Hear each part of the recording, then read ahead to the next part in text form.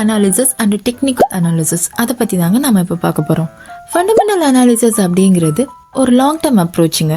எங்கே நீங்கள் ஒரு கம்பெனியோட பேலன்ஸ் ஷீட் பார்க்கலாம், நெட் ப்ராஃபிட் பார்க்கலாம், அந்த கம்பெனியோட க்ரோத் ரேட் பார்க்கலாம், அந்த கம்பெனியோட பாஸ்ட் பெர்ஃபார்மன்ஸ் பற்றி அனலைஸ் பண்ணலாம், குளோபல் ஃபேக்டரை அனலைஸ் பண்ணலாம், மேக்ரோ எக்கனாமிக்ஸ் பற்றி அனலைஸ் பண்ணலாம். மேக்ஸிமம் இதை இன்வெஸ்ட்மெண்ட் பண்ணுறது தான் யூஸ் பண்ணுவாங்க. டெக்னிக்கல் அனாலிசிஸ் அப்படிங்கிறது ஒரு ஷார்ட் டேர்ம் அப்ரோச்சுங்க. எங்கே நீங்கள் ப்ரைஸ் அண்டு வேல்யூமை பேஸ் பண்ணி ஃப்யூச்சரில் ப்ரைஸ் மூமெண்ட்டை ப்ரிடிக்ட் பண்ண ட்ரை பண்ணலாம்.